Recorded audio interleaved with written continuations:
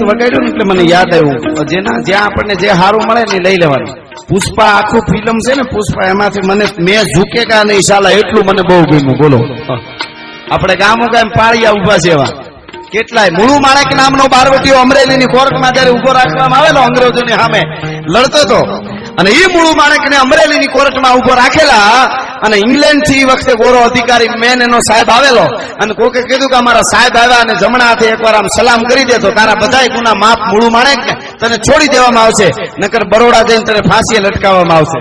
તો એ મુળુ માણેકે કીધું શું કયો કે અમારા અંગ્રેજ ટોપાવાળા સાહેબ ને એકવાર સલામ કરી દે ખાલી, બસ એટલે તને છોડી દેશું. તેથી મુળુ માણેકે કીધું તું કે મુળુ મૂછે હાથ અને તરવારે બીજો તવા. દ્વારકા વાળાએ મને બે જ હાથ આપ્યા મુળુ માણેક કે, એક હાથ મારો તરવાર ઉપર રહે અને એક હાથ મારો મૂઠ ઉપર રહે, પણ કદાચ ભગવાને ત્રીજો હાથ આપ્યો હોય તો એ ગોલા અંગ્રેજ મુળુ માણેક તને સલામ ન કરે. ભલા માણસ શું વાત કરે છે. મુળુ મૂછે હાથ અને તરવારે બીજો ત્રવા, હોકજો તરજો હાથ તોય નર અંગ્રેજને ના નમા. આવા આવા ક્રાંતિકારીઓ દ્વારકાના મંદિરે અંગ્રેજો જયારે સડાઈ કરી ત્યારે વાઘેરોને છાતીમાં ગોળીઓ લાગતી હતી. ધાડ ગોળી લાગે ને વાઘેરો કહેતા હતા દ્વારકા પાંધી આઈ, ધાડ ગોળી લાગે કે દ્વારકા પાંધી આઈ, એટલે દ્વારકા અમારી છે. અને કેટલાય લોહી રેડ્યા ને ત્યારે આ મંદિરો, ત્યારે આપણું ભારત ને રાષ્ટ્ર છે અડીખમ ઉભું છે. એમને નથી થતું. જેડે તેડેથી નથી એ કીર્ત હુંડા કામ, જેવાથી તેવાથી કીર્તિના કામ ન થાય. જો ચીરી જે ચામ તો રાણા રગત નીકળે, ચામડું ચીરાય તો જ લોહી નીકળે. એમને લાંબો હાથ કરીને થોડુંક લોહી લઈ લ્યો, પણ ક્યાંય તૂટવું ન જોઈએ ચામડું, તો એકચ્યુઅલી લોહી ન નીકળે, પરસેવો વળે. જેડે તેડેથી નથી એ કીરત હુંડા કામ, જો ચીરી જે ચામ તો રાણા રગત નીકળે. ચામડા ચીરાય અને ત્યારે દેશ માટે, અને એ દેશ માટે અંદરો અંદર બંધ કરવું જોઈએ. આપણે અંદરો અંદર લડતા રહ્યો ને એમાં બીજા ફાવી જાય છે.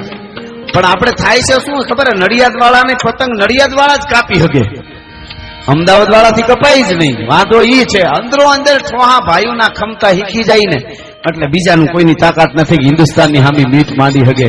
આપણે બધા એક થઈ જાય, જ્ઞાતિવાદ ભૂલીને જ્ઞાતિ ગૌરવ, દરેક જ્ઞાતિને એનું ગૌરવ જરૂર હોવું જોઈએ, પણ જ્ઞાતિવાદ ન હોવો જોઈએ. દરેક જ્ઞાતિમાં કેવી નાની નાની અને સારી સારી, અમારે જુનાગઢ બાઉદીન કોલેજ છે, આજથી વર્ષો પહેલા આ દેશ આઝાદ થયા પહેલાની વાત છે. એક દલિત ગરીબ માણસ ઈ બાઉદીન કોલેજ નું રખોલું કરતો હતો.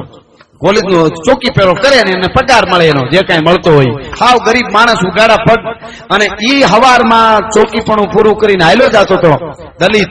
એમાં એને મોર હાર હાથો હોનાનો હાર જોયો, બનેલી ઘટના. એટલે ઈ હોનાનો હાર જોયો, એમાં આમ લાકડીએ ચડાવ્યો હાર ને, લાકડીએ ચડાવીને નવાબની કચેરીમાં આવ્યો હવારના ભોરમાં, અને કચેરીમાં આવ્યો કચેરી આખી જોઈ રહી કે આ શું લાકડીમાં હોનાનો હાર લઈને આવ્યો.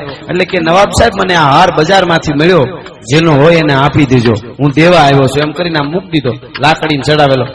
કચારી બધી દાંત કાઢવા માંડી. એ કે જોઈ લ્યો, આ દલિત છે ને આને કાંઈ ખબર પડે સોનાની શું કિંમત છે, આને કાંઈ ભાન છે?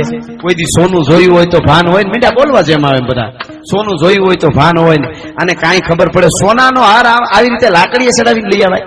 એને જડ્યો તો હાથમાં લેવાય ને, કોઈ કડી તૂટી જાય, પડી જાય.